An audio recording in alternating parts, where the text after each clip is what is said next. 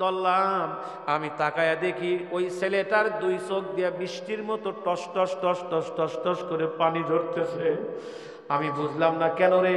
বন্ধুরা হাসে, ও কেন কাঁদে? নিশ্চয় কোনো কারণ আছে।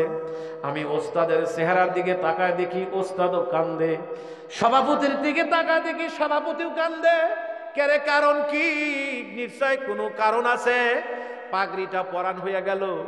আমি ছেলেটাকে আস্তে করে টান দেন আমার বাম পাশে নিয়ে আসলাম।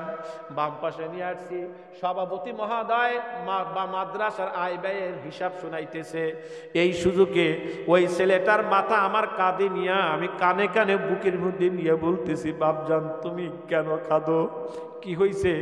তোমার বন্ধুরা হাসে, তুমি বাজান কাঁদো কেন? ঘটনা কি আমার একটু কইবা না বাজান?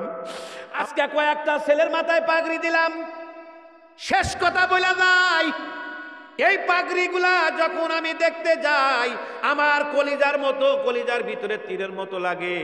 এই পাগড়িগুলা আমি চায়া দেখতে পারি না, আমার কেমন যেন লাগে। বলে হুজুর কেন? বলে পাগড়ি আমারে কাঁদায়, পাগড়ি আমারে ব্যথা দেয়, কিন্তু দৈনিক প্রায় আমারে পড়াইতে হয়। বলে হুজুর কেন?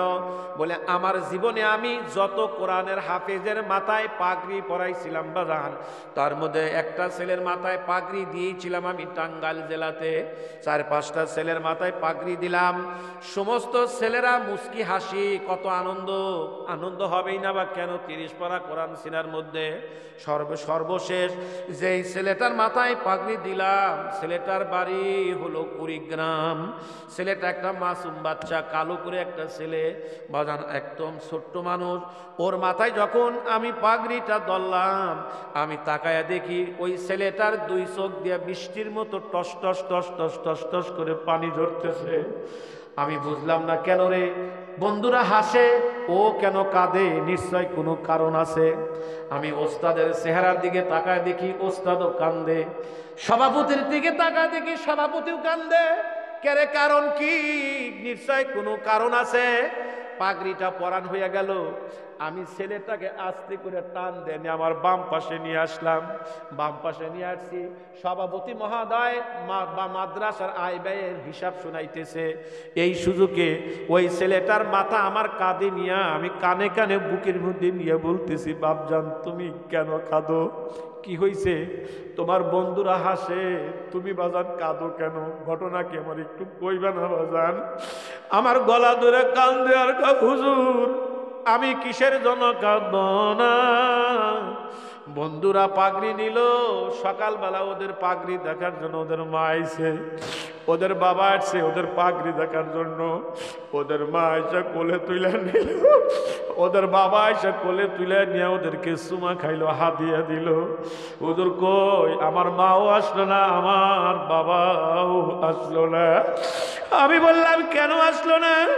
ছেলেটা আমার গলা ধরা কান্দে আর হুজুর আমার বাবা আমার মা আর জীবনে কোনোদিনও আসবে না। আমি বললাম কেন আসবে না তুমি বলো? বলে হুজুর আমার মা আর বাবা সাদা কাপড় পরিয়া চিরজীবনের মতো আমারে ইতিম বানায়া কবরে চলে গেছে।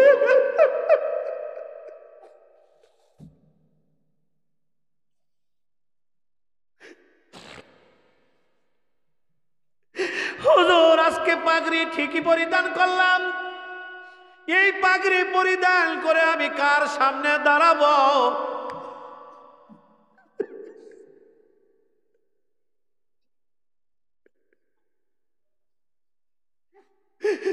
আমার পাগড়িটা আজকে কে তাকায়া দেখবে হুজুর?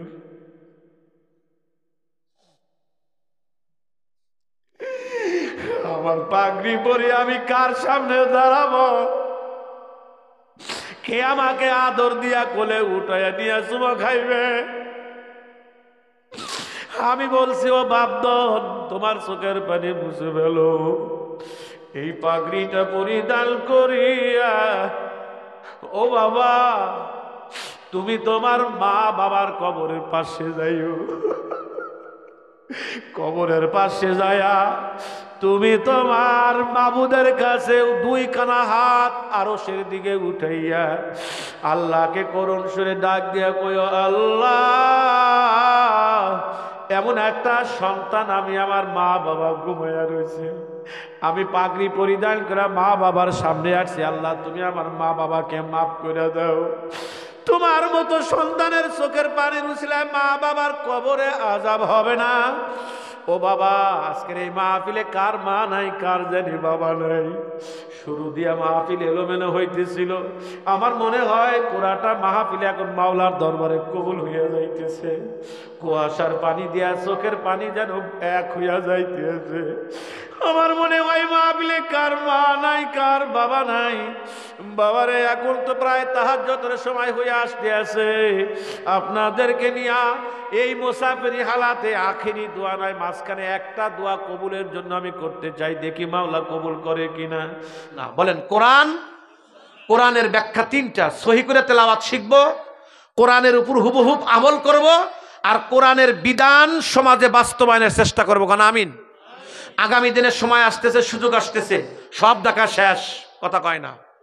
রক্ত আর এত দিতে পারবো না, রক্ত দিতে দিতে রক্ত আর নাই, আর এত মানুষের প্রাণ ঝরাইতে পারবো না, এত ছাত্রের জীবন আর দিতে পারবো না, এত বারবার স্বাধীন আর করতে পারবো না। এক দেশ কয়বার স্বাধীন হয়? স্বাধীন করতে করতে শেষ, এ দেশের ইজ্জতই শেষ, স্বাধীন আর না। এ দেখেছি, বি দেখেছি, এ দেখেছি, বি দেখেছি, সি দেখেছি, ডি দেখেছি, জেড পর্যন্ত দেখেছি। এবার দেখবো কোরআন সুন্নাহ। কি কথা ঠিক না বে ঠিক? অতএব এ দেখা শেষ, বি দেখা শেষ, আগামীতে কোরআন সুন্নাহর বাংলাদেশ। কে কে একমত আছেন আমার সাথে? হাত উঁচু করে দেখান। নারায়ে তাকবীর, লিল্লাহে তাকবীর। আল্লাহ হাতগুলা কবুল করেন, জোরে বলেন আমিন। এই উদাত্ত আহ্বান আপনাদেরকে রাখছি, আপনাদের কাছে অনুরোধ করছি, আপনাদের রিকোয়েস্ট করছি। আর সংক্ষিপ্ত কথা, একটু বসেন, আগে উঠেন না।